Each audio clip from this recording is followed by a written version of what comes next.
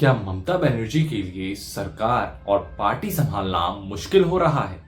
क्या टीएमसी में ममता बनाम अभिषेक बनर्जी हो चुका है? पहले एसएससी घोटाला, फिर सांसदों के बीच में लड़ाई और अब दंगों में हार। नमस्कार, मैं ओमशील और आप देख रहे हैं खबर तक। जी हां, 2026 में बंगाल में विधानसभा चुनाव होने हैं। ऐसे में सवाल जो ममता बनर्जी पर उठ रहे हैं वो चुनाव के लिहाज से अगर देखा जाए तो ममता बनर्जी के लिए मुश्किल खड़ा हो सकता है। लेकिन सवाल यहां पर यह उठता है कि वक्फ बिल को लेकर जो मुर्शिदाबाद में दंगे हुए, जो दंगे हो रहे हैं, उसमें दोषी कौन है? और अगर इसमें दोषी राज्य सरकार है तो राज्य सरकार दोषी कैसे है, हम आपको बताते हैं। देखिए, वक्फ बिल को लेकर पूरे देश भर में प्रदर्शन हो रहे हैं, लेकिन बंगाल में यह प्रदर्शन दंगों का रूप ले लिया, जिसमें कि 3 लोगों की मौत हो गई, 500 से ज्यादा लोग पलायन कर जाते हैं और 300 से ज्यादा लोग घायल हो जाते हैं। तो क्या ये दंगे होने से पहले प्रशासन या इंटेलिजेंस ब्यूरो को यह पता नहीं था कि इस तरह का दंगा या इस तरीके का प्रदर्शन बंगाल में हो सकता है? और सवाल ममता बनर्जी पर इसलिए भी उठ रहे हैं क्योंकि सोशल मीडिया के माध्यम से जब वक्फ बिल को लेकर चर्चा हो रहा था और प्रदर्शन की जब तैयारी हो रही थी, तो बंगाल के कई इलाके ऐसे थे जो कि संवेदनशील थे, जहां पर प्रशासन मुस्तैद होना चाहिए था, जहां पर प्रशासन की मुस्तैदी सबसे ज्यादा जरूरी थी। लेकिन वहां पर प्रशासन हो या फिर सरकार हो, वहां पर मजबूती नहीं दिखाई गई, जिसका नतीजा यह हुआ कि मुर्शिदाबाद में दंगा हुआ, 3 लोगों की मौत हो गई, बाप बेटे की मार मार कर, पीट पीट कर हत्या कर दी गई।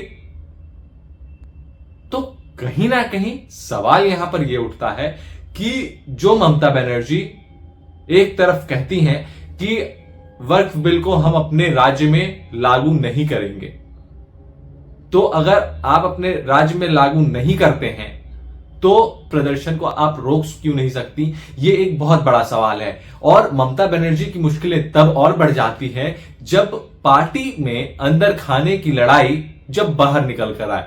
दरअसल कुछ दिनों पहले की बात है जिसमें कि टीएमसी के सांसदों के बीच में लड़ाई हुई, व्हाट्सएप चैट्स वायरल हुए, जिसमें कि जो चुनाव आयोग ने कुछ दिनों पहले एक रूल लागू किया था कि वोटर आईडी को आधार से लिंक करवाना होगा। तो इस पूरे मामले को लेकर टीएमसी के सांसदों ने एक ज्ञापन चुनाव आयोग को सौंपने के लिए जा रहे थे, जिसमें कि जितने भी सारे सांसद थे, जो चुनिंदा नाम थे सांसदों के टीएमसी के, उनका हस्ताक्षर होना था।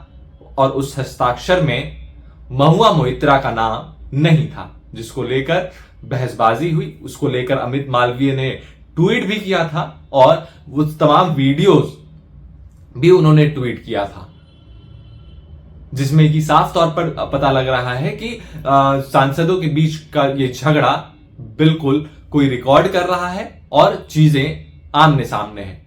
तो वहीं इस बीच खबर ये आ जाती है कि अभिषेक बनर्जी और ममता बनर्जी के बीच में जो संबंध है या फिर जो कह ले बात विचार है, वो सही नहीं चल रहे हैं। तो वहीं राज्य में सबसे बड़ा मुद्दा एसएससी घोटाले का, जिसमें कि 25,000 शिक्षकों की नौकरी एक झटके में चली जाती है। और सवाल सीधे तौर पर ममता बनर्जी सरकार से पूछे जाते हैं और ममता बनर्जी सरकार इस सवाल का जवाब देने में असमर्थ रहती है और कोई भी कन्विंसिंग जवाब उनका शिक्षकों को नहीं मिलता है। तो क्या यह माना जाए कि 2026 में जो बंगाल में विधानसभा चुनाव होने हैं उसमें टीएमसी की नैया डगमगा रही है? और इस बार भारतीय जनता पार्टी, जो कि एक लंबा छलांग पिछले विधानसभा चुनाव में मारी थी और 70-75 के बीच में वो सीट बंगाल में लेकर आई थी। तो क्या इस बार बीजेपी सरकार बनाएगी? आपको क्या लगता है कमेंट में जरूर बताएं। वीडियो को लाइक करें, चैनल को सब्सक्राइब करें। नमस्कार।